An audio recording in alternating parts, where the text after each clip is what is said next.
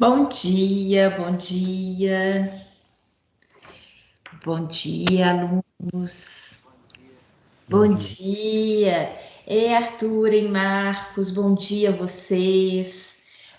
Bom dia a todos. Estou vendo aqui, o pessoal está entrando. Bom dia, gente. Sejam bem-vindos, né? Uma boa manhã para todos nós. Como vocês estão? Cadê o pessoal? Oi. Ei, Arthur. Bom Arthur hoje está. dia. Bom dia, Lara. O Arthur tá falando até baixinho. Olha só. Ô, Arthur. Bom dia. Vamos acordar todos. Um dia feliz para vocês, de muito ânimo, hein? Por favor. Uma quarta-feira já. Olha que beleza. A gente está na metade da semana. Então, a gente já está vencendo aí, ó. É engraçado, eu fico, na hora que vocês, né, começam a entrar aqui e ficam falando e tudo, fico lembrando de vocês lá na sala de aula com aquela carinha de sono, né? Com aquele entusiasmo. Imagino, fico imaginando vocês aí do outro lado. Então, ó, muito ânimo, muita alegria, viu? Possam até fazer um alongamento aí agora. Eu acho que eu vou. Isso, boa! Acho que eu vou inventar isso, né? Fazer para vocês fazerem um alongamento básico para todo mundo ficar animado antes de começar a aula. Então, sejam bem-vindos, tá? Eu tô aqui até porque eu tô vendo o pessoal entrar. Enfim, então, sei, né? Tirando brincadeira, mas é isso mesmo. Ânimo, né? Para a gente iniciar o nosso dia. Hoje eu organizei aqui. Conforme eu comentei com você semana passada, eu vou dar umas atividades aqui básicas, tá? Mesmo que depois a gente dê continuidade ao nosso conteúdo, nossa matéria, mas é porque eu não quero deixar, né? De fazer uma pausa, de verificar se vocês estão entendendo, chamar atenção para possíveis dúvidas, tá bom? Então, antes de, na verdade, ir adiante, tá? Porque agora, para a gente aqui, em termos de conteúdo, não falta necessariamente muita coisa, não. Mas aí a gente, de qualquer forma, eu acho que isso daí é importante para que vocês, né, ao fazer pequenas atividades, possam verificar, né, se tem alguma dúvida, alguma coisa mais pontual do qual queiram perguntar, antes da gente estender, tá bom? Então, sintam-se à vontade. Vou iniciar a partir de agora. Vocês, por favor, na hora de alguma dúvida, alguma pergunta, fiquem à vontade, tá certo? Então, vejamos. Vou aqui recordar para vocês onde que nós estamos. Até eu coloquei um pequeno videozinho, acho que são 4 minutinhos só, mas justamente que ele fala sobre o assunto que nós vimos semana passada, e eu acho que é bom porque ele ilustra, né, uma questão ilustrativa e nos ajuda a recordar, tá certo? Então, olha só. Antes até de passar em termos de slide, eu vou aqui só para fazer aquela recordação, né, para vocês, o que nós estamos falando. Então, olha, nessa unidade 3, nós estamos falando da resistência e reparo do nosso organismo. Trabalhamos sobre alguns aspectos importantes sobre a resposta imune inata e adaptativa. E semana passada nós estávamos falando sobre os processos inflamatórios, né? Sobre a química da inflamação. Então, só para a gente recordar, quando a gente fala disso, a inflamação ela é a gente até fala que ela é um mecanismo de defesa, né? Que ela ocorre justamente quando às vezes aquele tipo de lesão ele ultrapassa os limites básicos e naturais, né? E acaba fazendo com que o meu organismo precise de agir de uma maneira agora um pouco mais contundente. né? Então, muito importante, porque eu tenho certeza que quando a gente fala de inflamação, a maioria de nós não vamos ter necessariamente uma recordação muito boa de inflamação, não, né? Aí existe a clássica, que é aquele processo inflamatório na região da garganta, do qual tem pessoas, inclusive, que sofrem muito com isso, né? Mais frequente, o processo inflamatório, e que dá um desgaste físico muito grande, né? Então, é importante a gente destacar que, embora as nossas referências passadas não sejam necessariamente muito positivas, mas esse é um processo de defesa do meu corpo. Para vocês terem uma ideia, é importante a gente frisar isso, que a inflamação ela tem dois objetivos, né? Um que é neutralizar justamente esse evento de lesão, e o segundo que é reparar o tecido. Então, aquilo que nós estávamos tratando, né, em termos de semana passada, da química do processo inflamatório e do processo de reparo, é importante a gente destacar que ele faz parte, né, como um mecanismo de defesa e ele faz parte como um dos objetivos da inflamação, tá bom? Bem, então aí como eu comentei com vocês, tem esse videozinho, porque aqui se eu colocar ele não passa. Então, olhem só, eu vou tirar esse PowerPoint, já tá aqui na minha internet no jeito. Então, vocês realmente, eu que tirei, tá? Não é, ninguém precisa assustar, não. Eu vou colocar aqui para vocês, porque aí ele é pequenininho, mas me ajuda, né? De uma maneira mais animada, diferenciada, para vocês perceberem, para vocês verem, tá? Esse processo. Então, olhem só, deixa eu colocar aqui. Colocar isso. Deixa eu ver como que vocês estão visualizando aqui agora. Ah, tá. Tá? Vocês estão vendo, então, agora o videozinho, né? Olhem só, ele não tem som, não, tá? Reparem vocês que ele tem uma legenda. Então, em alguns momentos, faço algum comentário, mas eu não vou também exceder para não tirar vocês o foco da leitura da legenda, tá bom? Depois a gente comenta a respeito. Então, ele é muito pequenininho, mas é mais para vocês visualizarem aqui do contexto de representação, né? Aquilo para a gente recordar sobre a inflamação que nós vimos semana passada. Então, preste atenção. Aí,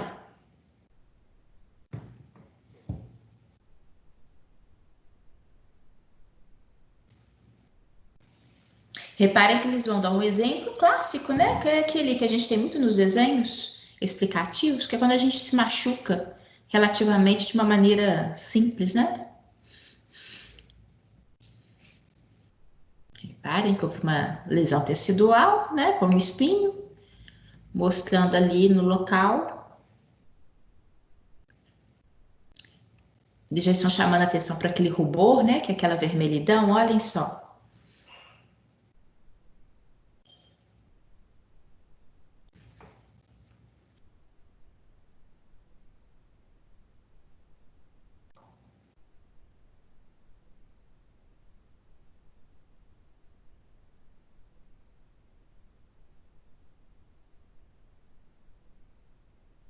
Agora, uma grande vasodilatação. Percebam que quando existe essa vasodilatação, inclusive material plasmático sai do ambiente vascular, tá? E vai para a região afetada. Isso, inclusive, colabora para que haja o edema local, não é aquele que é aquele inchaço. Olha, vermelho, intenso, bem lustroso, né? E edemasiado. A perda de função ele vai mostrar, olhem só, na hora que os outros dedos mexem,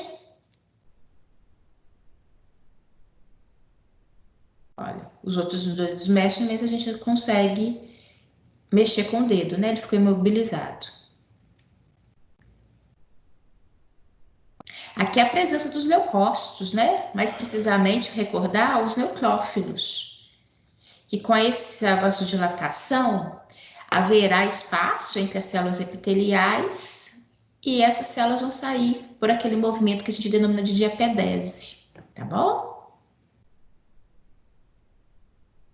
São células de defesa vindo para aquele local que houve o processo de lesão. E agora haverá a liberação de mediadores químicos, reparem, um processo que é a citocinina. Ele vai mostrar já já. Olha, mediadores químicos que ajudam a recrutar essas células de defesa, particularmente neutrófilos, para o local lesionado. Neutrófilo realiza fagocitose, né? Olha que bonitinho aqui que eles vão mostrar, olha. Como exemplo, bactérias, né? Sendo fagocitadas, ou seja, englobadas por essas células de defesa. O intuito é justamente que essas células possam ser destruídas, né? Essas bactérias possam ser destruídas. Mas o grande detalhe é que essas células de defesa também vão morrer. Então, esse ambiente onde houve a lesão, eu terei grande formação, né? Esse exudado, que é aquele material purulento, é o pus, né? Que são células de defesa que morreram, tecido epitelial que também acabou sendo agredido e morreu, além de secreção, né? Então, todo aquele ambiente. Aqui, deixa eu chamar a atenção. Semana passada nós comentamos disso. Porque aqui ele fala e passa rapidinho. Ele chama aqui, ó, depois de feita a limpeza, o tecido começa a se regenerar. Se vocês se recordarem, semana passada eu destaquei isso para vocês. Na hora que nós falamos do reparo tecidual, né? Que todo tecido, gente, qualquer processo, qualquer ferida, ele realmente consegue atentar para um reparo adequado se ele for cuidado, se ele for limpo, tá? Então, essa limpeza, ela tanto possa ser necessária por nós, né? Às vezes, em algumas situações, a gente realmente fazer a limpeza local, asepsia, cuidar da ferida, ou se for uma situação mais pontual, menor, às vezes o próprio organismo consegue, né? Se fazer nesse sentido, mas que essa limpeza no local ela é fundamental.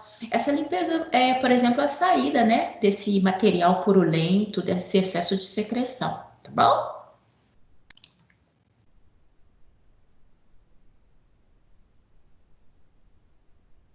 Aqui tem a deposição dos fibroblastos, que são células que vão dar origem, né, às células teciduais. Para que aí haja de fato, né, o reparo, que é a reconstituição tecidual normal. E aí tudo voltou, né, ao seu estado de normalidade. Tá bom? É, alguém quer volte algum detalhe aqui do vídeo, deu para acompanhar? Depois também, de qualquer forma, tá aqui no material, para que quem quiser, né, ver com calma, porque eu acabo falando, né, para compor aqui, para chamar a atenção de vocês em relação a alguns tópicos, tá bom? Deixa eu colocar, espero que agora eu vou mudar aqui. Eu vou colocar o meu material, tá bom? Eu estou mexendo. Tipo aqui, aqui. Tá? Agora vocês voltaram a ver o meu material em PowerPoint, tá certo? Isso, estou vendo aqui, tá?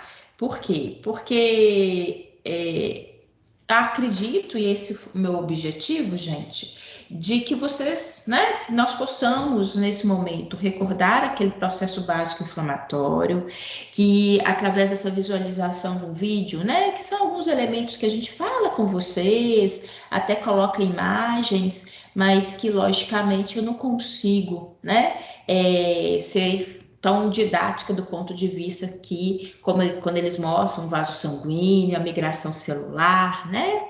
Então, como eu vou prosseguir, vou adiante, quero saber, alguém tem algum comentário, vocês têm alguma pergunta a se fazer a respeito de processo inflamatório? Tem alguma questão? Podem perguntar, viu? Alguém? Não? Ó, gente, o que eu tô aqui sempre tentando é fazer com que vocês, viu? O fato da gente estar distante não tirar vocês a oportunidade de perguntar e né? Na verdade, sintam-se à vontade, tá bom? Mas já que ninguém tem, então, perguntas, eu vou prosseguir, tá? Então, vejamos. Semana passada, na hora que nós finalizamos falando do processo de reparo, aí eu fiz umas perguntinhas naquele momento, né, para poder avaliar o acompanhamento de vocês e deixei nessa parte de imunização para hoje, justamente para a gente dar prosseguimento, tá? Então eu vou aqui trabalhar com vocês, falando sobre o processo de imunização. Deixa eu pegar aqui meu pointer. Chamando a atenção, né, de que se vocês observarem desde o início, quando nós estamos falando sobre antígenos, anticorpos, né, vale até uma breve recordação. Antígeno é tudo aquilo, todo o corpo estranho, tudo aquilo que é observado pelo meu corpo e é considerado não próprio, né? Vai, por exemplo, desde um espinho desse que lesionou o meu tecido, a entrada de um micro-organismo, ou até mesmo nós não podemos deixar de lembrar a possibilidade de situações autoimunes, em que o meu corpo começa a combater células próprias nossas, né?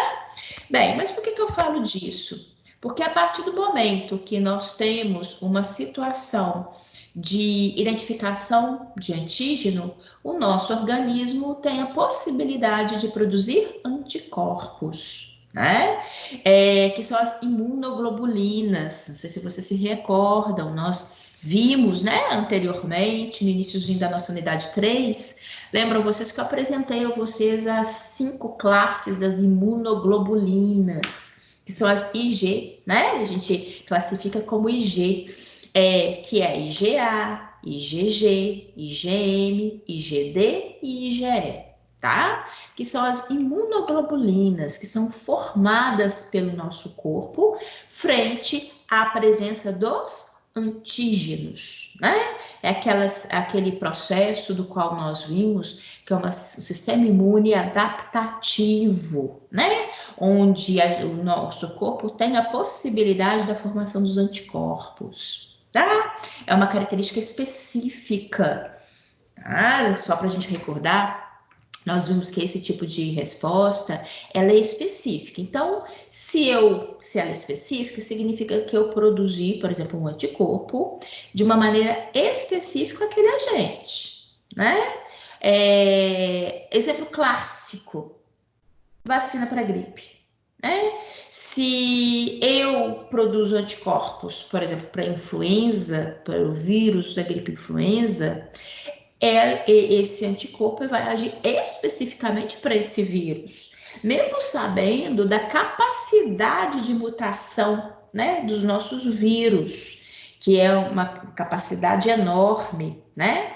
Que eles realmente vão sofrendo mutação e acabam dando características diferenciais para cada estrutura viral, né? Então, por que eu estou falando disso? Porque o processo de imunização é um processo que visa realmente combater os nossos agentes etiológicos, seja eles quais forem, né? Mas é que é de uma maneira específica. Então é por isso que acaba a gente muitas das vezes sendo limitado, né? Nós não temos um programa de imunização para absolutamente tudo que nos aflige. Haja visto esse momento, né? O fato de cada um agora estar na sua casa em função dessa pandemia que estamos vivenciando. Reparem vocês, de uma maneira geral, é um período angustiante, né? Acredito que para todos nós. Logicamente que tem algumas pessoas que até sofrem mais, outras um pouco menos, mas no fundo, olhem só, olhem para cada um de vocês aí, né? Nós nos preocupamos, e porque no fundo a gente sabe, na hora que a gente observa ali nos noticiários, não existe ninguém que necessariamente possa falar que esteja, né, protegido. Existem, eventualmente, alguns indivíduos que sejam mais susceptíveis. Nós estamos observando no contexto, né, na história do que está sendo observada frente a esse vírus, que sim, existem indivíduos mais susceptíveis, né? Mas no fundo, também existem relatos de indivíduos extremamente saudáveis a princípio e que evoluíram para óbito na presença desse vírus. Então, estou chamando a atenção, porque, e ao mesmo tempo também, né, gente, o fato de eventualmente não acontecer de uma maneira mais séria comigo, não me deixa confortável imaginar que tem pessoas, um contingente tão grande de população, do qual está, né, susceptível, podendo evoluir para uma doença grave e até mesmo evoluir para óbito. Então, isso acaba sendo angustiante para cada um de nós. E por que que eu estou falando disso? Porque já pensou se nós tivéssemos nesse momento, né, aí nos noticiários, identificaram uma vacina, né? Oh, ia ser tão bom a âmbito mundial, ia ser uma sensação tão boa. Não significa que de um dia para o outro nós iríamos voltar à nossa rotina, né? Seria um novo normal. Mas de qualquer forma, mesmo que sabendo que nós passaríamos por um período ainda turbulento, mas daria um pouco mais de paz, né? Um pouco mais de esperança. Então, eu estou falando disso para vocês perceberem o tanto que esse processo de imunização ele é importante, né? Porque ele ajuda a combater, é um mecanismo a mais, né, de proteção que todos nós temos frente àquele agente etiológico, né, que é o provocador de uma determinada doença. Tá? Então, o que eu vou apresentar aqui para vocês são aspectos básicos, né, sobre o processo de imunização, mas que é importante a gente destacar, a gente conversar a esse respeito, tá?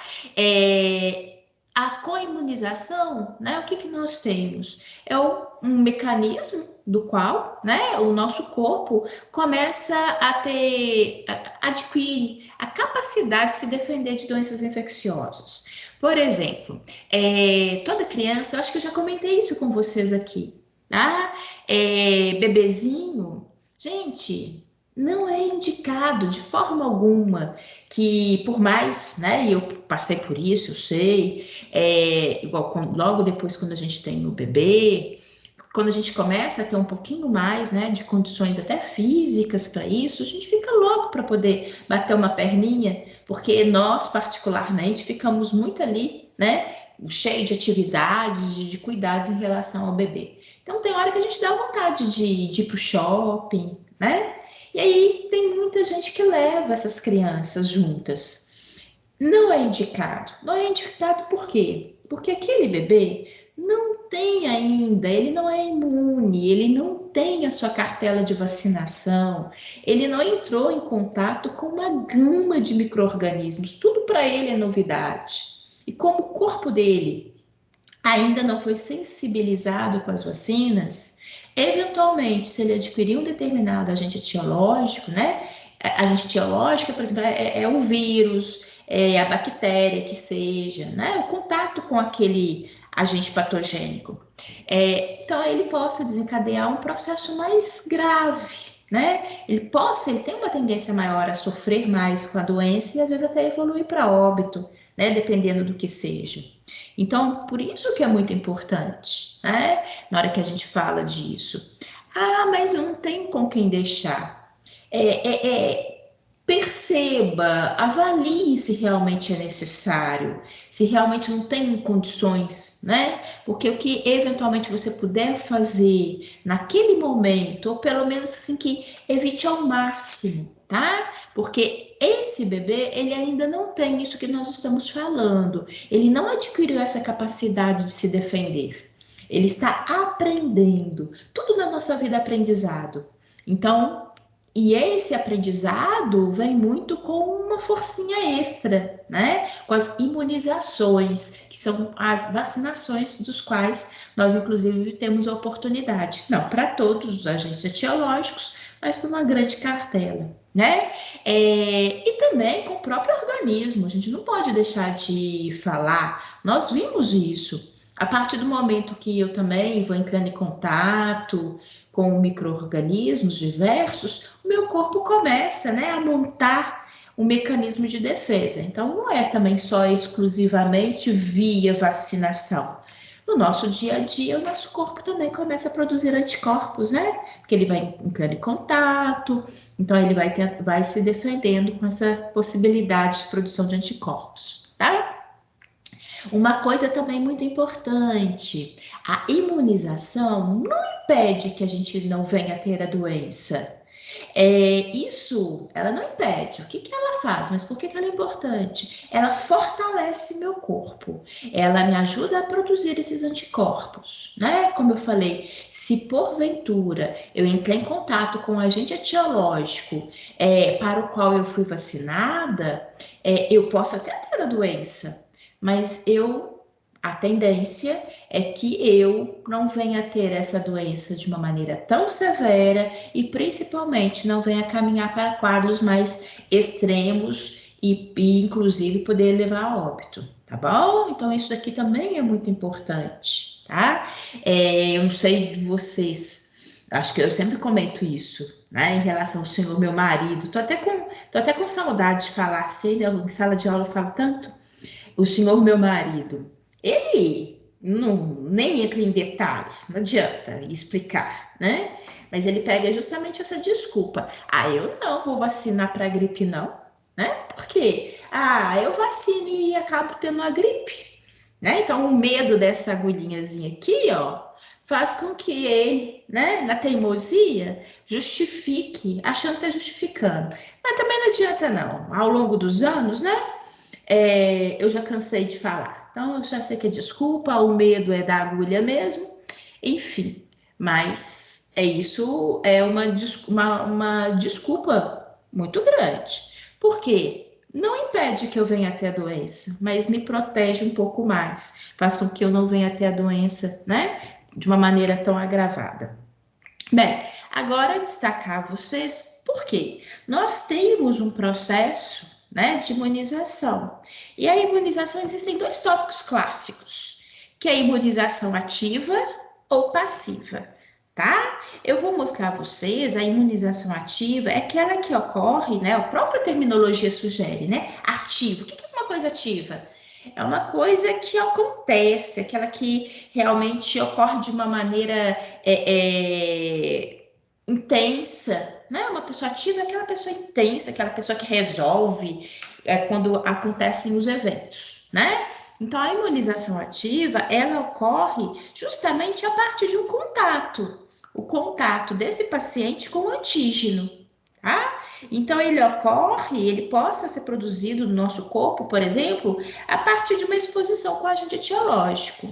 Então, ela é uma imunização ativa, né? Eu entrei em contato com aquele vírus, eu entrei em contato com aquele agente etiológico. Então, posteriormente a esse primeiro evento, a partir de agora, eu terei a produção de anticorpos, tá? Ou ser passiva. Uma coisa passiva é uma coisa que ocorreu, né, de uma maneira mais branda, de uma maneira mais lenta. O que que nós temos? Na passiva, a gente recebe os anticorpos, tá? Na verdade, eu não precisei de entrar em contato com o agente etiológico, mas sim eu recebi os anticorpos prontos, tá? Não há contato prévio. E aqui, inclusive, nesse tipo de imunização, eu tenho uma proteção imediata, né? Por exemplo, vou contextualizar aqui, que é o que a gente tem ouvido, né, gente? Desculpa, não tem como a gente, às vezes, aqui na matéria, não deixar de dar exemplos daquilo que a gente está vivenciando nesse momento, né? Naquilo que nós estamos ouvindo, que são tratar, né, pessoas em situação crítica com um soro de indivíduos que foram positivos, né, para o novo coronavírus e foram tratados. Então, na hora que eles são tratados com esse soro, né, é uma proteção passiva. Por quê? O soro, ele tem anticorpos que foram produzidos pelo outro paciente, por aquele outro paciente que entrou em contato, que sobreviveu e venceu essa batalha. Então, seria uma proteção passiva, vindo, né? Os anticorpos já estão prontos. Então, existe essa possibilidade, tá? E eu vou mostrar a vocês, tanto a imunização ativa como passiva, tem a possibilidade de ter aspectos naturais ou artificiais. Quando, por exemplo, aquela vacina foi feita, né, é desenvolvida a partir, por exemplo, de situações naturais. Quando, por exemplo, a imunização que eu posso conferir para o meu filho através da amamentação, né? Quando ele recebe, né, um tipo de imunização que ocorreu de uma maneira natural, a partir de o aleitamento materno, anticorpos que estão ali presentes no meu corpo que foram para ele de uma maneira natural. Agora, existe também a possibilidade da artificialidade a partir do momento que você tem administração de vacinas, né? E, inclusive com patógenos mortos, com patógenos produzidos artificialmente, laboratorialmente, né? Então, só para a gente entender aonde passeia, né, esse aspecto que inclusive está citado no nosso livro didático, mas para que a gente possa entender como que ocorre esse processo, tá? Olhem aqui, isso daqui, vários dos pontos eu falei anteriormente para vocês, que essa imunização ela possa ser ativa ou passiva, né? A passiva contra esse organismo, ele recebe os anticorpos prontos, como eu mencionei anteriormente, né? Não há necessidade de contato prévio com o antígeno para se desenvolver esse mecanismo de memória imunológica, porque eu já recebi, né? Ele é passiva, ele veio, né? Ativa não, foi quando eu falei com vocês que é a partir de um contato, né, com o antígeno. Entrei em contato e a partir daí eu vou desenvolver uma memória imunológica. E que eles possam ser naturais ou artificiais, como eu falei anteriormente. No caso natural, desenvolvido a partir de infecções clínicas, né? E ali, transplacentário, aleitamento materno. E artificial através das vacinas, como eu falei com vocês. Inclusive dessas vacinas que possam ser produzidas, né, por patógenos vivos ou mortos, inclusive produzidos de uma maneira artificial em laboratório, tá? Então, esse contexto aqui para a gente é importante da gente ter uma noção, porque é o que acontece conosco, né? Olhem só aqui chamando a atenção, isso daqui, ó, é que o senhor, meu marido, morre de medo, né? Fica, gente, fica com sudorese, né? Eu tenho que, tipo, levar menino. Levo o bendito, vamos todos. É bom que hoje em dia os meus meninos até aproveitam a situação. Ó, papai, eu vou vacinar, né? E ficam olhando para a cara dele para ver se ele vai desfalecer. Bem, o fato é que aqui esse processo, né? Eu estou aqui tendo contato, né? Literalmente ali com a gente. Então, eu estou sendo ativado o meu sistema imunológico. E aqui no contexto, uma imunização totalmente passiva, né? Inclusive a transplacentária. Vocês sabem que muitos dos anticorpos que são conferidos de mãe para filho possam, né, vir através, dentro do ventre materno, através de uma relação transplacentária, tá? O que a gente chama atenção, que essa imunização passiva, ela é temporária. Quem dera, né? Mas por que que ela é temporária e por que que ela é importante? Porque nesse iniciozinho aqui, justamente que aquele período que eu chamei a atenção de vocês anteriormente, né? Que esse bebê ainda vai precisar de ter o fortalecimento do seu sistema imunológico, inclusive pela cartela de vacinação. Então, inicialmente, mesmo que seja temporária, mas ao conferir, né, essa proteção através dos anticorpos que são transmitidos da mãe para o filho, para o recém-nascido, de início ela é muito importante em função disso, porque ela ajuda a fortalecer esse momento do qual ele é tão susceptível, do qual ele está ali tão à mercê, né, do contato com uma gama tão grande de micro-organismos que existem no nosso meio, né? Então, isso, embora seja temporária, mas ela é importante. E aqui chama a atenção de você, gente, Na hora que a gente fala de imunização, só para vocês terem uma noção e como que as coisas podem ocorrer.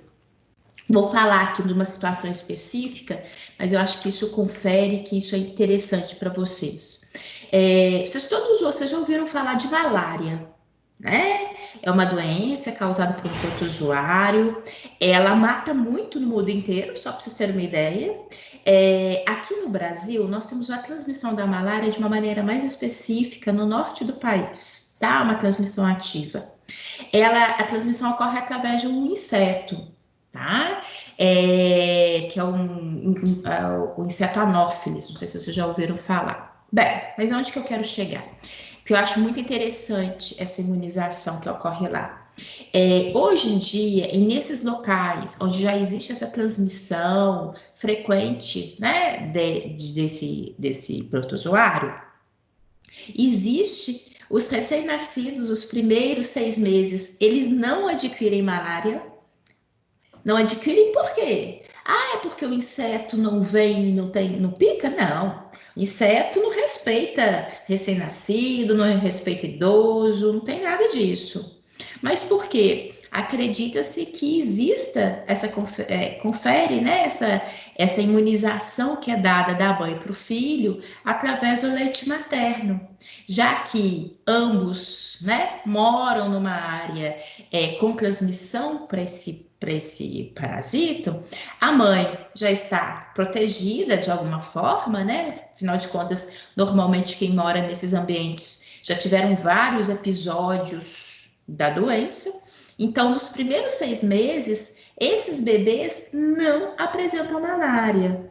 Aí você fala, professora, mas são só 6 meses. Mas são meses cruciais, né? Meses dos quais essa criança está muito susceptiva, ainda está ali no processo de crescimento, né? Mesmo adiante também estará, mas é um período de maior susceptibilidade, inclusive fisiológica, né? Então, eu acho isso retrata e é muito bonito. E uma outra coisinha também que eu acho que vale a pena comentar com vocês, porque essa característica de imunização, não existe aqui um assunto fechado, né? Tanto é aqui que agora, se a gente observe nos noticiários. Existe, sim, já fizeram experimentos, né, especificamente com o novo coronavírus, do qual eles falaram a princípio, por A mais B, que todo mundo que entrava em contato com esse vírus apresentava anticorpos, né, estariam imunologicamente protegidos, e agora já está se observando que não é tão 100% assim. Então, eu chamo a atenção de vocês, são coisas que nós precisamos de conversar, que a gente precisa de entender, mas não existe nenhum prato pronto, nenhuma coisa necessariamente, assim, ó, sempre é assim, né? E para quem é da área de saúde, até para a gente entender o nosso cenário, as situações futuras, essas questões elas são importantes. Voltando a esse exemplo da malária, vocês sabem que vai indo, né? O indivíduo que mora nessas áreas, ele, como eu comentei, ele tende a ter, às vezes, vários episódios, tá? Ao longo da vida, já ter tido 5, 10 casos de malária, registro, o próprio paciente sabe que ele infectou e está tendo a malária. E cada vez que ele vai tendo, a tendência é que ele tenha a doença de uma maneira mais branda, tá? Menos invasiva, menos sofrida, tá? Que inclusive possa às vezes até matar. Mas o fato é que ele vai tendo esses episódios, mas ele tende a ter cada vez de uma maneira mais branda. Aí o que acontece? Hoje em dia a gente vive num país, no mundo globalizado, né? A pessoa que mora lá, que é daquela área, ela migra, por exemplo, para a região sudeste. E aqui nós não temos, né, transmissão ativa para essa doença. Vocês acreditam, isso, gente, isso daí já foi identificado, tá? Que esse indivíduo, se ele ficar aqui, imagine 5, 10 anos no Sudeste, na hora que ele volta para a região dele, ele perdeu a imunização, Se ele vir a ter novamente a doença, ele tende às vezes a tê-la de uma maneira mais severa.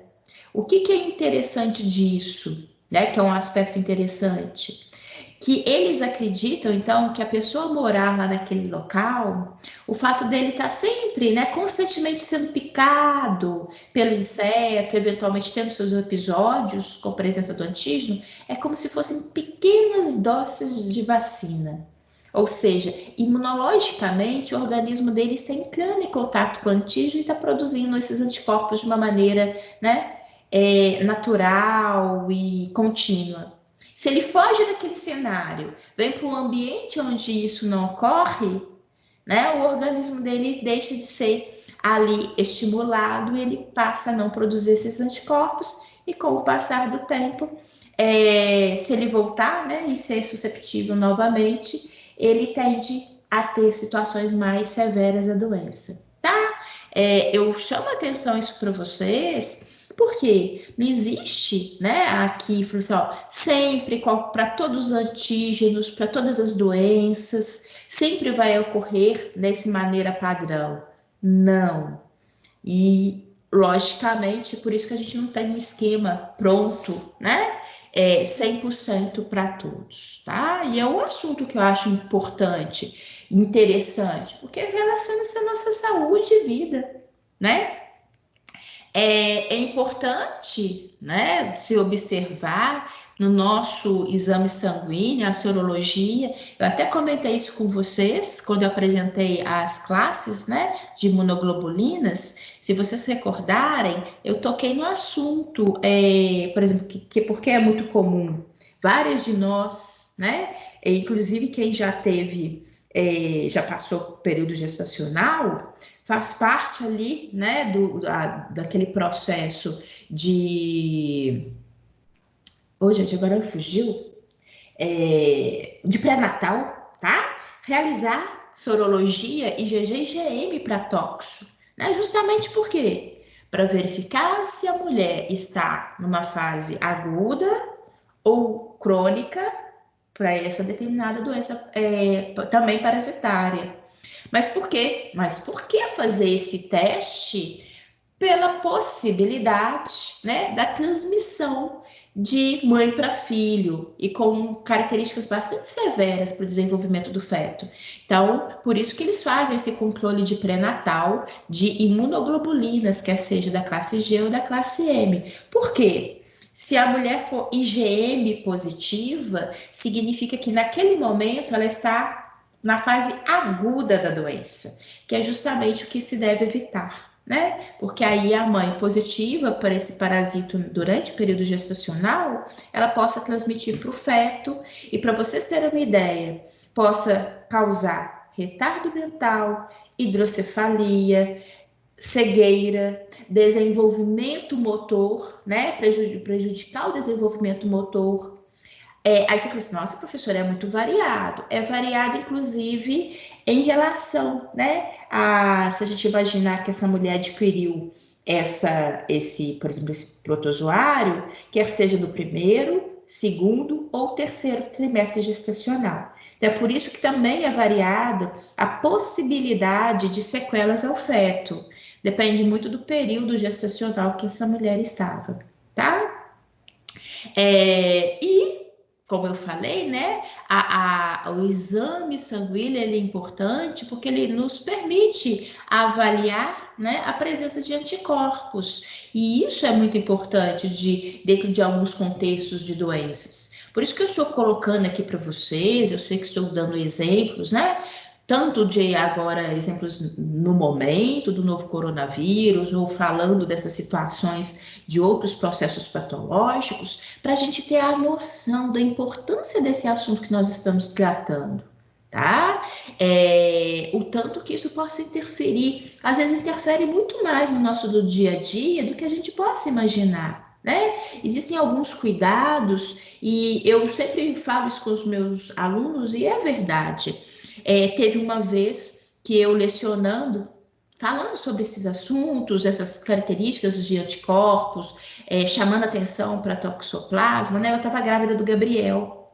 E eu saí da sala de aula e fui ao laboratório para buscar exames, né, que a gente faz com tanta frequência, exames sanguíneos durante o período gestacional. Gente, como eu tinha acabado de falar, de lecionar, de mostrar as características, vocês acreditam que eu cheguei lá, peguei o exame, eu tive que sentar, eu estava tremendo, né, de receio do resultado do exame, né, chamando a atenção de vocês. E porque às vezes a gente acontece algumas coisas, a gente faz alguns exames e às vezes a gente não tem nem a noção da importância daquilo dali, né? E quando a gente tem hora também que a gente fala assim, meu pai, eventualmente dá mais receio ainda, né?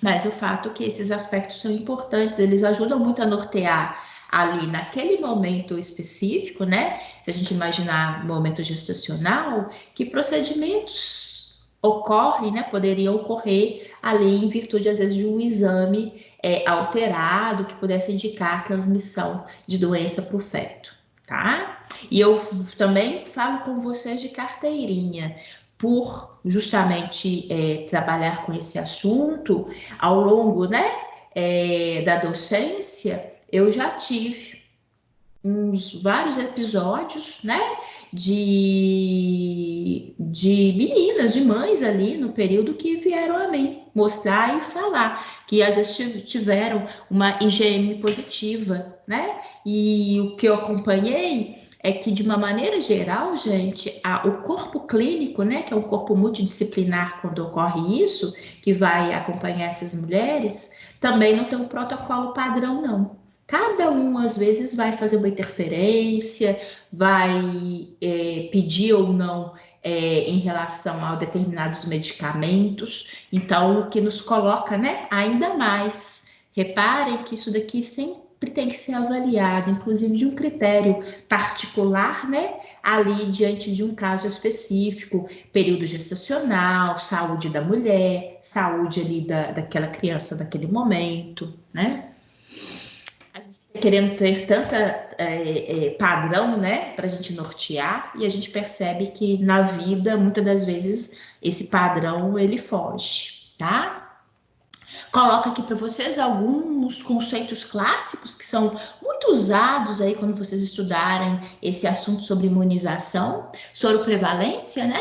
O que é soroprevalência? É o número de indivíduos positivos, né? Que vão ter anticorpos com um determinado patógeno, ou seja, o soro prevalente. Então, é aquele indivíduo que, porventura, na hora que vai ser analisado, ele apresenta anticorpos para um determinado agente etiológico.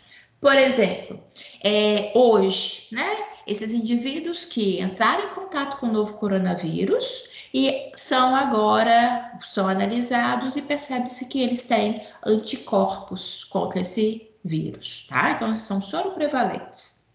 Soronegativos são aqueles indivíduos que, porventura, não apresentam anticorpo.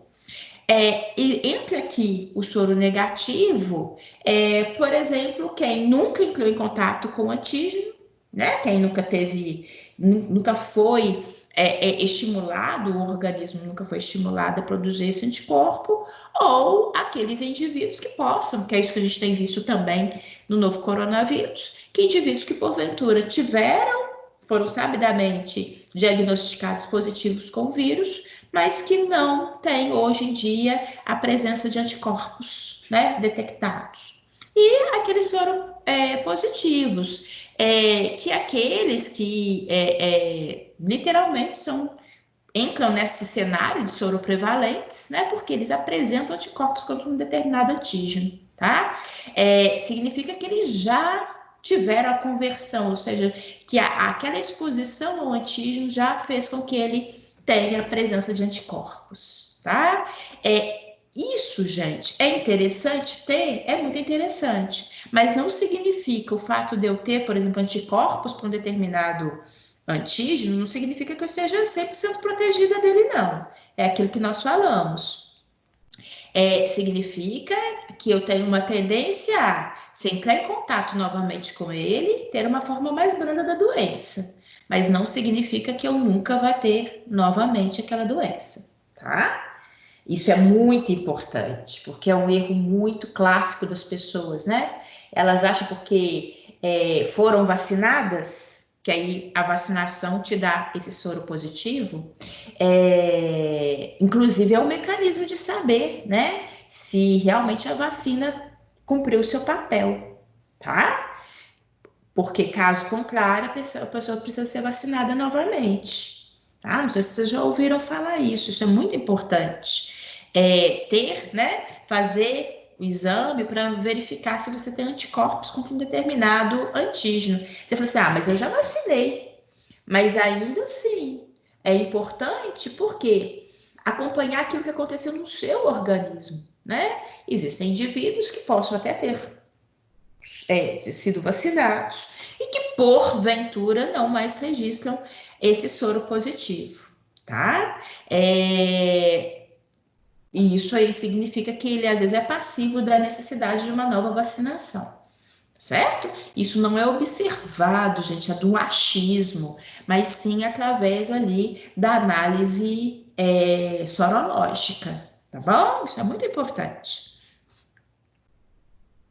E eu coloco para vocês, nenhum de nós vamos sair aí decorando, a questão não é essa, o objetivo não é este, né, de decorar, mas só para apresentar a vocês mesmos. Afinal de contas, existem vacinas, como eu falei, que elas são produzidas, né, com base em organismos vivos atenuados, logicamente, né? Porque ninguém vai injetar, por exemplo, um vírus, uma bactéria no seu corpo absolutamente da forma como ele é encontrado ali na natureza. Caso contrário, nós teríamos prejuízo, né, ao nosso corpo. Mas eles são ali atenuados e ainda assim, por quê?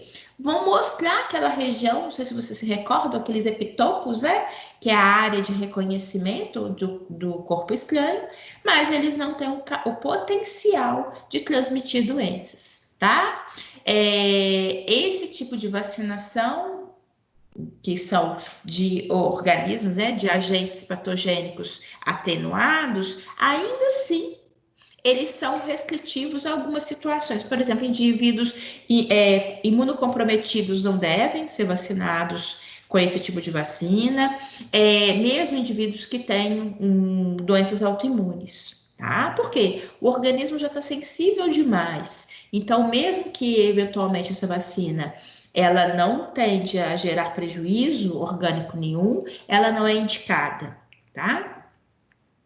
Vacinas que são produzidas a partir, né, de micro-organismos mortos. Então, nesse caso, nós também temos tanto para vírus como bactéria, né, um arsenal aqui vasto em relação a esses componentes, tá? E que aí eles, já que eles são mortos, eles são menos restritivos. Atendem, mas de qualquer forma, gente, é sempre muito importante, se a mulher está gestante, de que ela venha tomar vacina, que ela venha, tudo isso que venha a ser inoculado no organismo tem que ser acompanhado pelo médico e sob prescrição dele, tá? Não se fazer nada de cabeça, não.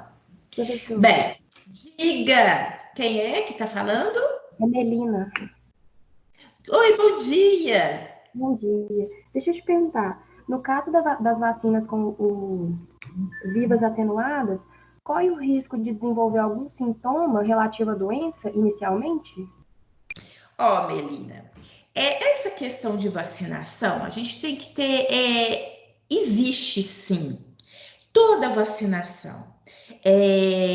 A possibilidade, né? Vocês já devem ter muito ouvido falar isso.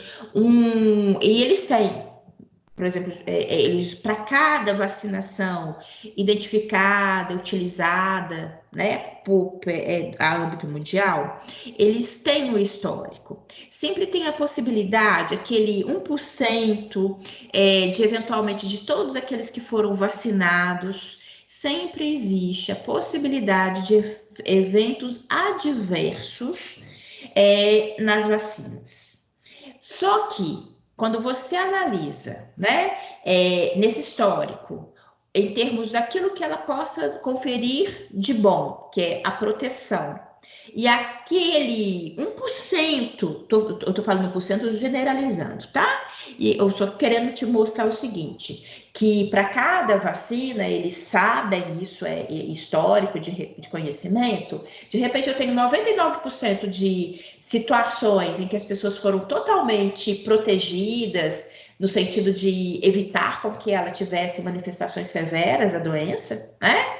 E apenas 1% de efeitos negativos, mas isso existe, tá? Inclusive, isso é muito utilizado, porque é indiscutível. Nós estamos no momento em que as pessoas está crescendo a âmbito mundial, não é só aqui no Brasil, não, das pessoas, né, contrárias à vacinação. E elas utilizam muito esses dados, né? Esse pequeno arsenal que existe de fato, como eu falei com vocês aqui, nada é 100%, nada. Então, eu estaria negando, falando com vocês, que a vacinação, ela confere 100% de proteção, ou que ela não tenha possibilidade de eventos adversos. Existe. Acontece que quando se analisa, né, isso que essa análise ela não é pessoal, não somos nós, isso é baseado em estudos, em acompanhamentos, em dados epidemiológicos. Então isso não é um âmbito pequeno e restrito, mas a partir do momento que eles analisam, existem muito mais situações positivas e de proteção, né, muitos mais efeitos positivos do que adversos. É por isso que eles são preconizados. Mas, respondendo a sua pergunta, sempre existe uma possibilidade, tá? Além, lógico, às vezes a gente, quem já acompanhou o neném, por que eu falo neném? Porque neném, ele, praticamente todo mês a gente está ali, né, vacinando. Então, pequenos efeitos, inclusive, são super comuns. Fica chatinho, ter uma febrezinha, né? Inclusive a febre justamente porque o organismo ele recebeu aquele agente etiológico, quer seja morto ou atenuado, enfim, o que seja, o organismo reconhece que chegou ali um corpo estranho, que não tende a se estender além disso, mas não deixa de ser um efeitozinho ali, mas que vai passar.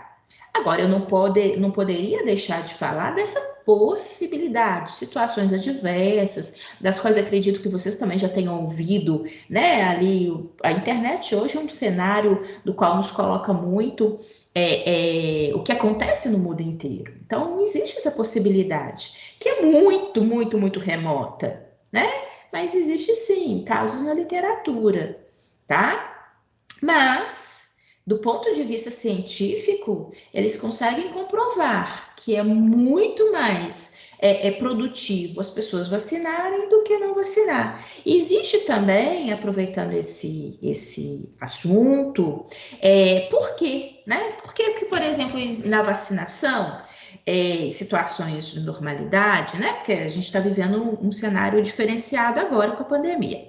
Mas vida antes da pandemia, vacina para gripe, né? Ela era conferida até gratuitamente a determinados grupos. Por que idosos? Por que crianças, né? Até cerca de 5 anos, por que gestantes? E o resto da população? É o seguinte, gente, quando esses grupos, que são grupos mais susceptíveis de terem, às vezes, uma vez com a presença desse agente etiológico, evoluir de uma maneira mais severa para a doença, né? Quando eles estão protegidos, acaba que minimiza a possibilidade de transmissão para os outros também. Então, existe um efeito coletivo, tá?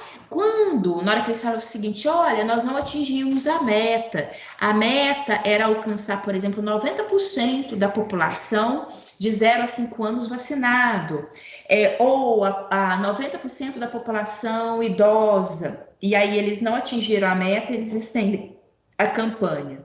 Por quê? Porque a partir do momento que atinge-se essa meta, não estou só assegurando que o idoso esteja mais protegido, não estou só assegurando que as crianças estejam protegidas, mas a gente consegue assegurar que toda a população, inclusive daqueles que não foram vacinados, eles tenham menor probabilidade de adquirir o vírus ou a bactéria, enfim, né? O agente etiológico do qual se propõe a vacina, tá? Existe uma proteção coletiva. Então é muito importante, a partir do momento que esse cenário que a gente sabe que a gente está vivenciando, das pessoas, né, ir afrouxando com a vacinação, bem, isso coloca em risco não só aquelas crianças que não foram vacinadas, aqueles idosos que não foram vacinados, mas coloca em risco todos nós, porque a chance de transmissão daquele agente etiológico na população, ela é muito maior. Então, existe uma cooperação, existe uma proteção que ela acaba sendo coletiva. Tá? É muito importante. Ah, por que profissionais de saúde? Né? Porque, logicamente, estão ali susceptivos, eles recebem das pessoas, inclusive nós, professores, né? Entramos muitas das vezes dentro desse cenário, porque vocês percebam a quantidade, né? Você está ali, você entra em contato com uma gama muito grande de pessoas, ali então, aí, inclusive, professores de todos os cenários, não só em termos de faculdade, mas ali infantil, todo o cenário, né? É uma profissão que faz com que a pessoa tenha contato muito grande com uma grande gama da população, o que acaba susceptibilizando mais a pessoa, às vezes, a entrar em contato com aquele vírus, com aquela bactéria, enfim, tá? Então, existe uma proteção coletiva, o que é muito importante destacar. Tem muita gente que fica, né, com ciúme, mas por quê? Por que que eu não? Por que que eu não entrei nesse rol de vacina? Né? É porque eu posso ficar doente? Não. É porque como não tem do contexto, né, como vacinar todos 100%, e já é reconhecido essa proteção coletiva. Tá? Bem, eu acho que eu te respondi, né, Melina? Mais alguém, alguma pergunta? Possam falar. Esse é um cenário, né, do qual que eu acho muito importante, muitas vezes pouco falado, pouco discutido pela mídia, de uma maneira geral, inclusive, para chamar a atenção das pessoas em relação, inclusive, à responsabilidade. Que a minha responsabilidade não é só com o meu filho, é com ele, mas acaba alcançando uma população muito maior. Ninguém quer mais falar nada, não? Não, quer não. Então agora, o que que eu vou fazer? Eu vou dar atividade para vocês. Eu vou dar aqueles pequenos exercícios. Vou colocar a pergunta, tá? Para a gente relembrar e fixar, tá? Antes de prosseguir para outros assuntos, tá? E eu quero que vocês, por gentileza, na hora que eu colocar a pergunta, não respondam logo de imediato, não, tá? Aquilo que eu sempre falo. Por quê? Tem colega que ainda está lendo. E aí, a partir do momento que você coloca a resposta, ele para de ler e simplesmente não vai parar para pensar e não vai conseguir avaliar se ele entendeu, se ele não entendeu, o que que ele faria. Porque eu também tem muita gente que não responde aqui, mas que está em casa ali falando, fazendo, tá bom? Então, nós vamos fazer isso, quero que todo mundo participe, por favor, né? Que é o momento, é o que eu tenho feito aqui, que eu acho que é importante, para dar uma cutucada aí nos meus alunos, né? Uma acordada básica e fazer também, poder ouvir a voz de vocês, tá? Então, vamos combinar assim?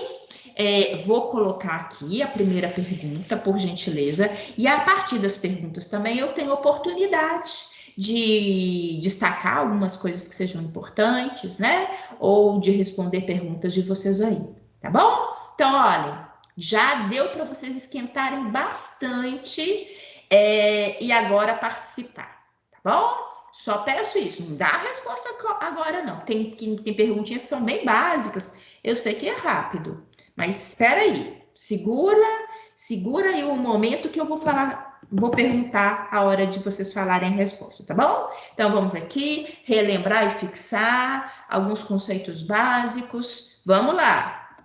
Primeira pergunta: Quando o vírus entra no nosso corpo, inicia seu desenvolvimento e multiplicação, causando doenças, dizemos que ocorre uma. Pensa aí. Deixa eu pegar aqui.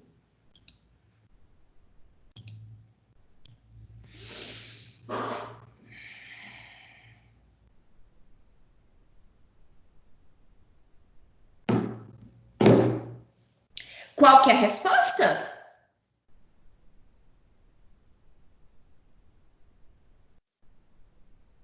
Ah, eu quero ouvir a voz de vocês. Diga, Lívia. Letra Bom E? dia. Bom dia. Letra E? É, Não. vazio. Não, Lívia. Pensa direitinho. Quem é? Eu acho que alguém. Qual letra? Letra B? É B. Letra B. B de bola, né? Infecção. Na verdade, eu até coloquei isso aqui para vocês, porque nós falamos disso, né? Lá no iniciozinho. Por quê? Qual que é a diferença de infecção e de inflamação, né? Infecção aqui, e o que que me faz saber que essa é a resposta? Porque ele fala que um vírus entrou no nosso corpo. Então, o processo infeccioso é aquele causado por algum agente etiológico externo, né? É aquilo, por exemplo, quando eu tenho um vírus, quando eu tenho uma bactéria, né? Então, eu inicio ali um processo infeccioso. Bem, a partir desse processo infeccioso, né, o meu organismo possa se estender, porque com a presença daquele antígeno, né, possa comprometer ainda mais aquela lesão e levar a um quadro de inflamação, que aí seria um segundo passo ainda mais contundente, ainda mais severo, tá bom? Mas aqui no caso específico, é por isso, inclusive, que eu coloquei para vocês essa pergunta, é a primeira, justamente para destacar vocês, né? Recordar isso. Então, infecção é causada por agentes externos. O organismo, nosso corpo vai reagir frente, né? A um antígeno, a algo estranho, tá? Como no caso aqui foi um vírus, poderia ter sido uma bactéria, poderia ter sido um fungo, tá bom? Então, vejamos. Próxima pergunta. Não respondem logo de cara, não.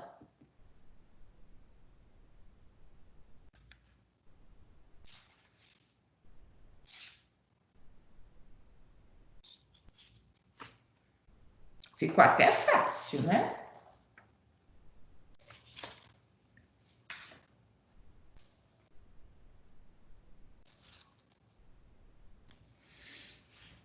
Qual que é a resposta? Inflamação. Exatamente. D de dado, inflamação. Agora, onde que a gente observa no que foi dito referencial para inflamação? Olha só. Oi? Pode falar? Sinais cardinais. Exatamente, Alessandra. Acho que foi a Alessandra que falou. Foi. Exatamente, os sinais cardinais. Olhem só. Aqui só desliga, por favor, um pouquinho aí o microfone. Isso. Olha só. Por quê? Ela falou os sinais cardinais. Onde que estão os sinais cardinais? Aqui, ó. Aumento de temperatura, que é febre, né? Inchou, que é o edema. Gente, por favor, desliga. Ó. Espera. Deixa aqui, ó. Porque fica, tive o mudo. Para vocês, por favor, manterem ligados só na hora de responder, porque senão isso. Ai, acho que agora voltou, né? Bem, como eu tirei, aí o que eu marquei saiu. Olha só, quais são os sinais cardinais? Aumento de temperatura. Ih, foi para a caneta. Deixa eu pôr aqui, porque aí para vocês lá vai ficar registrado no áudio. Aumento de temperatura, que é a febre. Inchaço, que é o edema. E vermelhidão, que é o rubor. Então, como disseram, né? São sinais cardinais clássicos de um processo inflamatório. Lembrando a vocês que são os 5 sinais cardinais. Quais são os 2 que faltaram? Que não foram citados aqui no enunciado? Quais são os sinais cardinais que faltaram? Ó, enquanto vocês vão responder... Isso foi o quê, Dani? 2, perda de função. Exatamente. Perda de função. Dani. Exatamente, tá? Perda de função, né? E sensação dolorosa. Então, é exatamente isso. Sinais cardinais são febre, edema, rubor, dor e perda de função. Muito bem, isso mesmo. Próxima questão, facinho, não responde direto não. São características da inflamação, é certo? Ou seja, você vai me falar a única exceção à regra. Aquilo que não ocorre na inflamação. Tá fácil. Inclusive, no nosso vídeo hoje, que eu iniciei a aula com um pequeno videozinho, mostrou lá.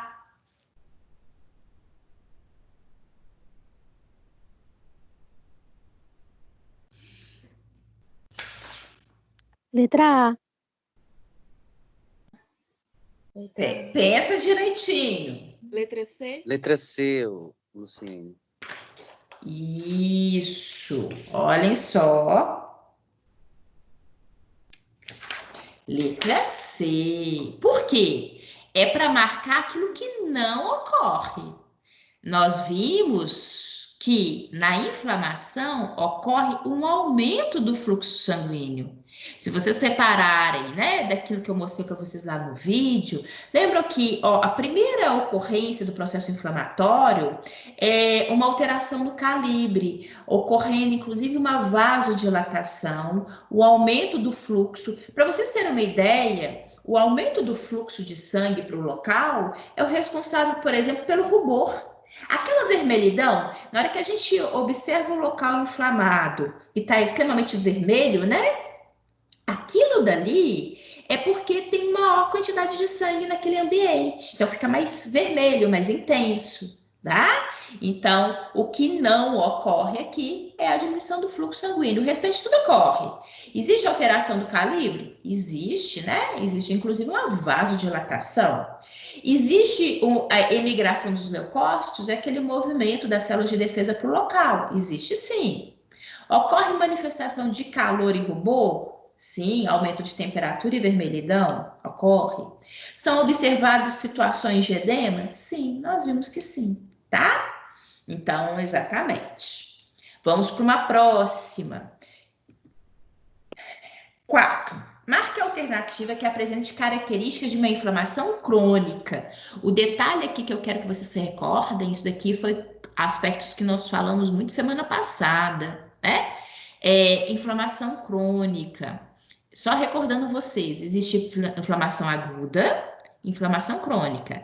A aguda é aquela que, por exemplo, eu tenho um foco inflamatório e iniciou a inflamação por agora. Então, ela está aguda.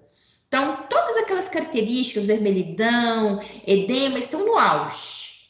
Só que muitas das vezes esse processo inflamatório ele possa se cronificar, ou seja, durar mais tempo, né? Então aí ocorre uma situaçãozinha que é muito clássica da inflamação crônica, que é o que eu estou querendo que vocês marquem aqui, tá bom? Pensem com carinho, não responda agora não, já já vocês vão me falar. Olhem só.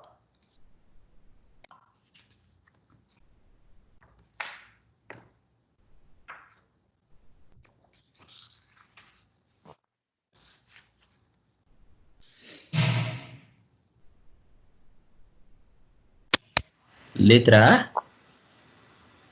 Sim! Foi o Arthur, foi o Arthur. Arthur, tá certinho, você respondeu perguntando, né? Mas tá certinho. Por quê? Olha só. Alguém sabe me dizer aqui, justificar o porquê que a letra A? Podem falar.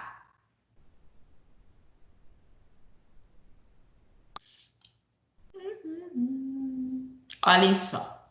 de alguma forma, até na hora que eu tentei relembrá-los, eu meio que dei uma dica, né? Por quê?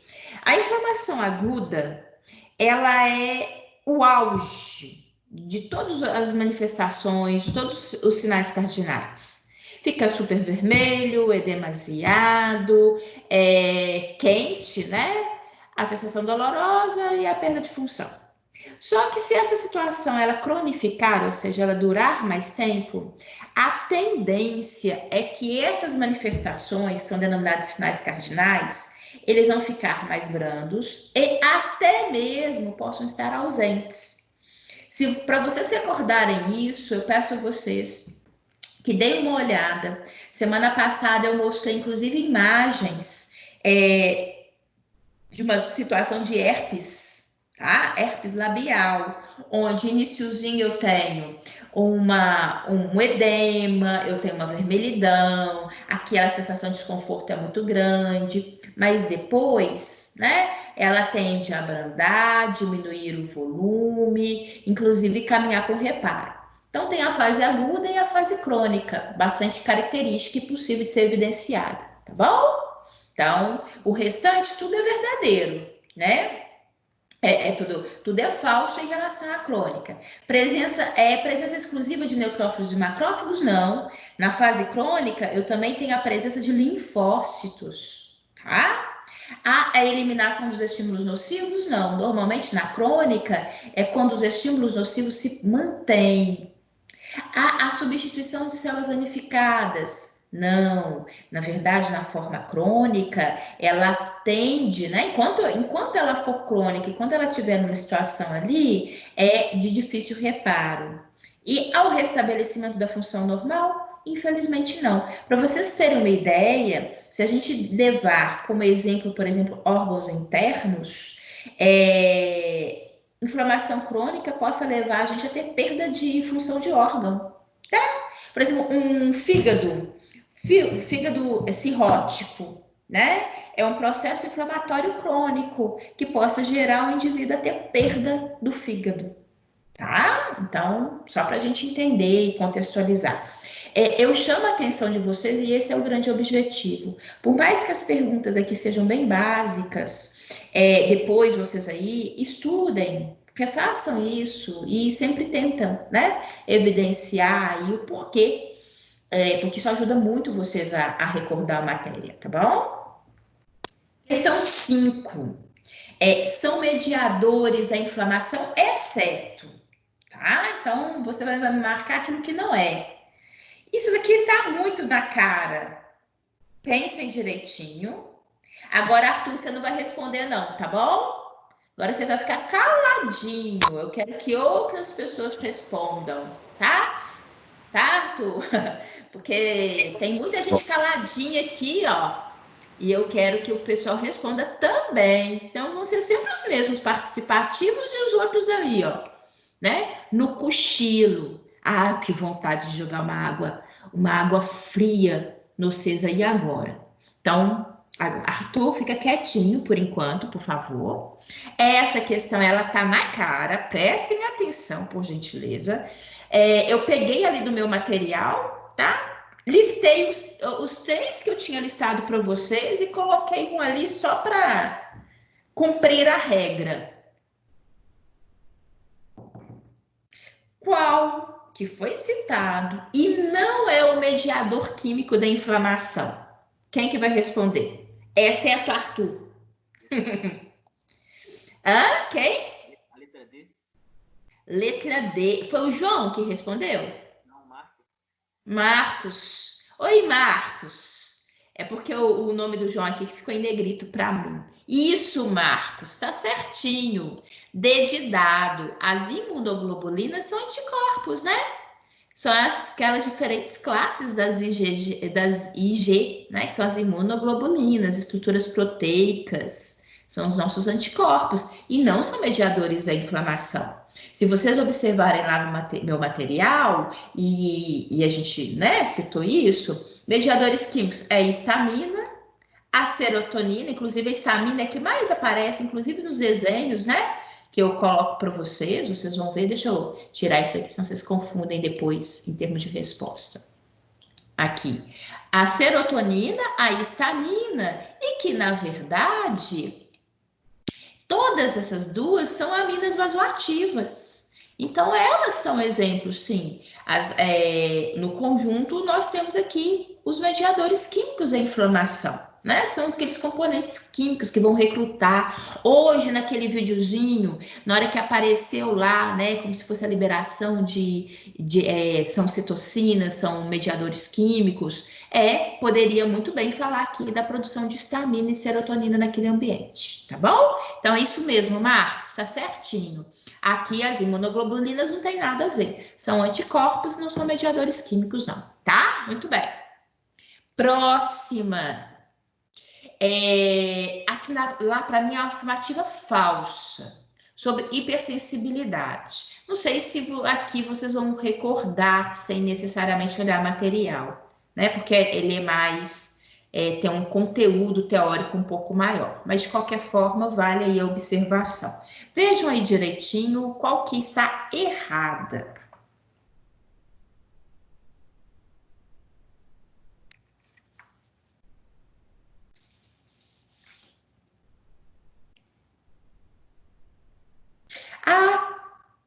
Deixa eu ver, que eu tô aqui analisando, eu acho, ela continua.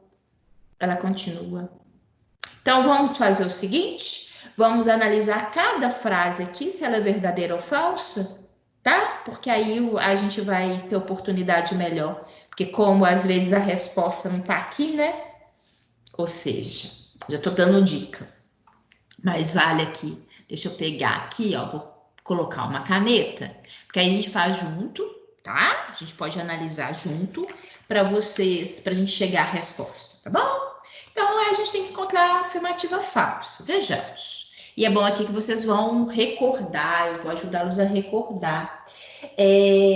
Bem, nós vimos isso semana passada, tá? E eu falei com vocês que a hipersensibilidade é uma resposta exacerbada que traz prejuízo à saúde. E isso é verdadeiro ou falso? Gente? Verdadeiro. Muito bem, gostei. Verdadeiro. Aí, tá? Aí, só para recordar vocês, de fato, hipersensibilidade é uma resposta exagerada, né? Que embora o intuito seja interessante, que é colaborar com o meu sistema imunológico, mas às vezes causa prejuízos. E eu apresentei a vocês que existem 4 tipos de hipersensibilidade. Hipersensibilidade que é a mais rápida, que ocorre de uma maneira mais rápida, que é o de tipo 1, como por exemplo o choque anafilático. A hipersensibilidade do tipo 2, né? Que normalmente ela ocorre, só para vocês terem uma ideia, na fração de 5 a 8 horas, tá? A hipersensibilidade do tipo 3, da qual que a gente percebe que ela ocorre um pouquinho mais, né? Na fração de tempo, em média, ali de mais ou menos 7 horas, mas variação de 3 a 10 horas do contato com o antígeno, tá? Só para vocês terem uma ideia, normalmente isso ocorre diante da presença de picada de animais peçonhentos, situações de dengue, febre amarela, tá? E por fim, a hipersensibilidade do tipo 4, que é aquela hipersensibilidade tardia, que normalmente ocorre com picos de cerca de 24 horas após a exposição com antígeno, e é muito clássico, por exemplo, nas situações de dermatite de contato e doenças autoimunes, tá? Então, aqui tá justamente recordando a gente em relação a isso. E aí, né? A hipersensibilidade do tipo 1 é imediata e, como exemplo, é anafilática? Verdadeira ou falsa? Verdadeiro. Isso, verdadeira. Muito bem. A hipersensibilidade do tipo 2 é uma hipersensibilidade citotóxica mediada por anticorpos, como ocorre nas transfusões sanguíneas? Verdadeiro ou falso? Verdadeiro. É sim. É verdadeiro, sim. Tá? A hipersensibilidade do tipo 3 é conhecida como hipersensibilidade imunocomplexa e ocorre em casos de picada por animais venenosos. Verdadeiro. É verdadeiro, sim. E aí, lógico, só restou. Então, a falsa é qual? A letra? É, É. Agora, ok. Mas em que ela é falsa? Vê se vocês identificam. Ela não é aguda, né? Ela é tardia. Isso, Marcos. Isso. Ela não é aguda. Ela é uma resposta tardia. Por isso, inclusive, né, que logo naquele iniciozinho eu quis assim dar um breve recordação a vocês, né? Porque a hipersensibilidade do tipo 4 é quando eu falei com vocês, ela é uma resposta tardia, que normalmente ela ocorre, em média, 24 horas após a exposição com o antígeno, tá? Então, ela é que é falsa por causa desse detalhe, tá bom? Isso mesmo. Então, vejamos. Próxima. Questão 7. Essa, vocês não podem errar. Mas, analisem aí, não falem logo de cara, não. Deixa o colega pensar. O Arthur, você pode voltar a responder, tá? Aquela hora eu falei, foi só porque você estava muito participativo, eu acho isso ótimo, mas é porque tem gente, né, que aí não fala porque você está respondendo, mas é muito bem-vindo, tá bom, Arthur? Eu marcaria. Tá, espera, só um pouquinho. Vocês marcariam qual que é a letra que vocês estão falando? letra E. Muito bem, isso mesmo, todos vocês acertaram. Né? Que é dor, rubor, calor, que é a febre, né? E o edema. Ficou faltando apenas o quinto. Qual que ficou faltando? Perda de função. Exatamente, perda de função. Tá bom? Muito bem. Aqui a próxima questão. O que são mediadores químicos? Pensem aí, não respondam por agora, não.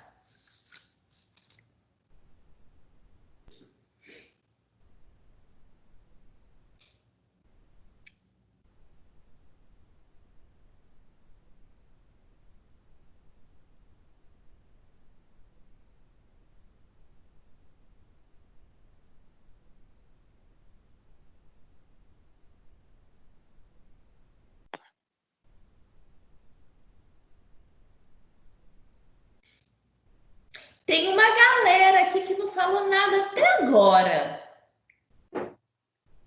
Vão participar? Senão eu vou falar fulano. Vão participar, gente. Vão participar. É justamente para vocês participarem. Luciene, acho que a letra A. Isso, quem é essa voz? Quem é que está falando? Sou Mussa, Moisés. O Mussa. O Mussa é quem, perdão? Eu sou Moisés. Oi, Moisés. Tá joia. Seja bem-vindo. Eu tinha visto aqui Obrigado. o Mussa. Mas eu falei assim, gente do céu, não me era estranho. Esse é sobrenome ou pessoal? Porque não me é estranho. É sobrenome? O Mussa significa Moisés em aramaico. Ah, mas vocês já empregaram isso lá em sala de aula, não já? Já.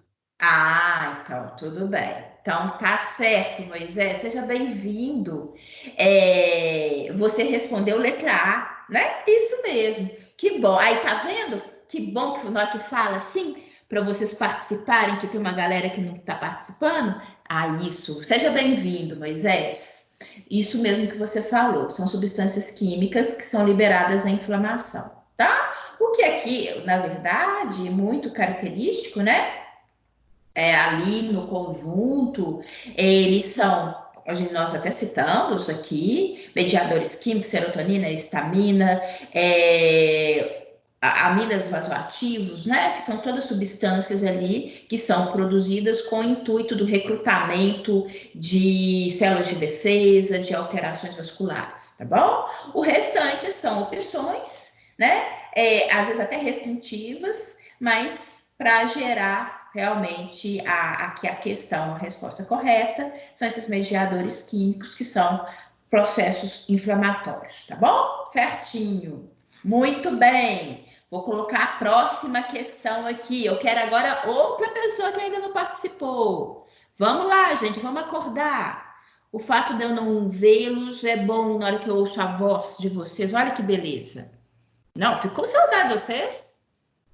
Questão 9. Questão 9. Qual que é a função, né? Fica fácil. Para quem está acompanhando aí, ó, Inibiu Arthur, deixa quem agora não falou nada. Espera aí, só um pouquinho. Deixa o pessoal. Ô, Luciane. Porque tem gente que Luciane. não falou nada. Oi, diga. Quem é que está falando? Alexandra. Alexandra. Oi, Alessandra. Bom dia. Desculpa pelo barulho. Eu estou no aeroporto de Guarulhos. Bom dia, Alessandra. Nós somos chique, tá vendo que beleza? Diga, Alessandra. Inibir o processo de inflamação. Será que ele inibe mesmo? Vocês acabaram de me falar, olha só. Vocês falaram ó, a função do mediador químico. Qual que é a função? O que ele faz? Ele faz parte. Ele faz parte do processo inflamatório. Ele libera. Isso. Ele está inibindo ou ele está participando do processo inflamatório? Então, a letra E, professora? Exatamente. Olha só, e eu vou explicar aqui. Não, pode participar e deve. É bom que eu vou ter... Oi, Alessandra. Eu vou ter a oportunidade aqui de te mostrar. Olha só. A participação, gente, vocês podem participar e não precisam ficar com receio de errar, não, né? Que bom que você participou. E eu só vou agora te explicar para você perceber aonde que está o detalhe. Olha só. Os mediadores químicos, eles fazem parte do processo inflamatório. Então, eles estão, por fazer parte, eles estão querendo, né, controlar aquele processo de lesão. Isso, eu acho que é isso que talvez tenha te gerado essa dúvida e ter marcado aquela questão anterior. Então, eles querem, o objetivo deles é colaborar com o processo inflamatório, diminuir a lesão, que é esse que é o intuito, né, da inflamação, que é neutralizar aquele agente que está promovendo a lesão e promover o reparo, né? Então, o mediador químico, ele é utilizado para aquele recrutamento, né, inclusive de células de defesa, tentando controlar, tentando minimizar a lesão, tá? Mas ele não inibe a inflamação, porque ele faz parte dela. Ele colabora para aqueles eventos. Tá? Então, é por isso, eu até consigo aqui perceber aonde que foi teoricamente essa pegadinha, né? Mas ele, na verdade, ele faz parte do processo, tá bom? Ele está tentando inibir, neutralizar a lesão, tá bom? E ele, na verdade, ele controla o processo inflamatório. Ele está tentando controlar a resposta imunológica daquele indivíduo no sentido de protegê-lo. Tá bom? Então, por isso que Luciane. Diga, Alessandra. É porque a letra D estava coberta por uma taxa preta, com uma câmera, com aquele visor. Então, eu não visualizei a letra E. Desculpa. Tá. Mas isso, realmente, nessa pergunta, ela tem uma pegadinha. Então, essa pegadinha, tá entendendo? Aí, simplesmente, foi onde que eu errei pelo fato de a taxa estar cobrindo a letra E. Agora eu já consertei. Tá okay? certo, Alessandra. Eu que agradeço. Que isso, Alessandra. E não tem que pedir desculpa, não. É participar mesmo. Eu quero que vocês participem independente, tá? dificuldade ainda é um pouco maior, mas eu estou vencendo, graças a Deus. Que bom, Alessandra. Que bom, viu? E isso que é isso, eu que agradeço, tá bom? A todos vocês aí, ó, e não fiquem aqui, aproveitem a oportunidade para falar. Não precisam ficar com receio de, na hora de falar, às vezes, porventura se esteja errado, a gente está aqui para isso mesmo, tá bom? E eu quero que vocês participem, não só, até mesmo diante dos erros a gente consegue. E eu vou ser sincera aqui, ó, essas são perguntas que eu peguei, essa daqui até não foi eu que montei, não, mas às vezes até diante de uma resposta como assim, a gente consegue perceber que a gente fica imaginando o que a pessoa pensou, né? Levou a pessoa a pensar daquela maneira. E acaba funcionando, você acaba encontrando, quer queira ou não, às vezes determinadas palavras podem funcionar como pegadinha ali para o aluno que está respondendo uma situação, né? Então é muito bem-vindo, a gente está aqui justamente para a gente discutir e esclarecer para vocês, tá? A gente pode errar agora. A minha tentativa é justamente para que vocês possam, às vezes, errar agora, mas aprender e evitar que vocês errem no futuro. Principalmente, gente, que esse é um assunto que está presente em prova de concurso, né? Então, e a maneira com qual eu estou achando que está sendo mais fácil de fazer vocês participarem e refletirem sobre a matéria, que é uma matéria muito teórica, né? É fazer essas atividades. Então, participem mesmo. Questão 10, a gente vai para a última pergunta antes do intervalo, tá bom? Quais são os dois tipos principais de imunização existentes? Entra agora nesse cenário que nós falamos aqui hoje. Não respondem de logo, não. Deixa o colega ali parar e pensar, tá bom? Olhem, eu destaquei com vocês hoje, logo do início, né? Que existem aqueles dois clássicos ali, né? De imunização.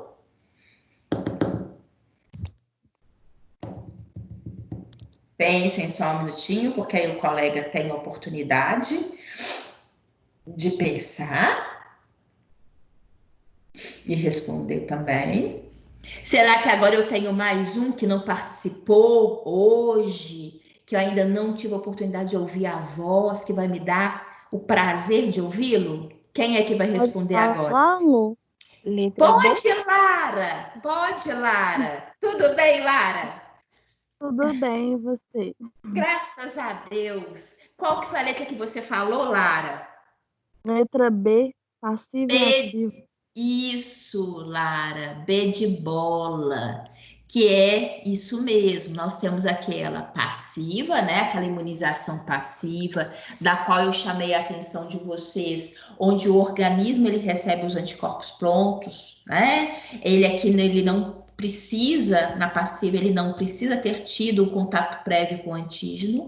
E a imunização ativa, onde ela pressupõe-se, né, que o indivíduo ele teve o contato prévio com o antígeno e a partir dali ele desenvolveu no mecanismo de memória a produção de anticorpos. Por isso que a gente fala de uma imunização ativa, né? Então é exatamente isso. E aqui, só chamando a atenção de vocês, porque passeiam muito, né? São perguntas relativamente simples, diretas, mas que são importantes e ali presentes nessas situações de provinhas ali, concurso básico para a gente, tá bom? Como eu falei com vocês, agora a gente vai para o intervalo. Aproveita para tomar um café, para poder ir ao banheiro, voltem com ânimo, que eu quero ainda ouvir mais, ter oportunidade de ouvir vozes diferentes aqui, tá bom? Então vão descansar um pouquinho e a gente volta já já, tá certo? Beijão para vocês. Luciene. Oi, diga. Eu queria só te fazer uma pergunta. Diga, porque eu tô com um pouquinho de correria e eu não tive acesso ainda no AVA para ver se tá tudo ok em questão das notas da avaliação que a gente fez. Não, até agora não? Tá tudo lançado, Alessandra. Eu olhei lá, vai haver alguma avaliação para repor os pontos da primeira avaliação? A instituição vai ter a segunda chamada normalmente. Normalmente? Okay. No período, tá bom? Para quem não fez oficial 1, tem a segunda chamada, tá bom? Tá bom. E não deixe, aproveitando, Alessandra, não deixe de verificar, já tem atividade de parcial 2, que são 2 estudos dirigidos. Eu vi. Eu vi. Inclusive para entrega agora no final do mês de maio, tá bom? Isso, dia 25 agora de maio. Exatamente, tá certo? Tá, ok. É porque eu tô um pouquinho com alguns problemas, Luciene, e agora, igual eu te falei, eu tô indo para Belém. Hum, É onde que tá o foco da pandemia e tudo eu mais, mas sei. é por causa do meu pai. Então, aí tem 3 Tá. semanas que eu tô assim, relutando, então eu tô um pouco corrida, mas eu vou tentar entregar o máximo possível, tá bom? Tá ok. E vai com Deus, viu? Boa Obrigada. sorte para você lá e a sua família. Que Deus os abençoe, tá bom? Amém. Não deixe Obrigadão. de ter um contato aqui com a gente e se cuide, Alessandra. Ok, obrigada. De nada. Então vamos para intervalo, gente? Aí a gente volta já já, tá bom? Professora, rapidinho.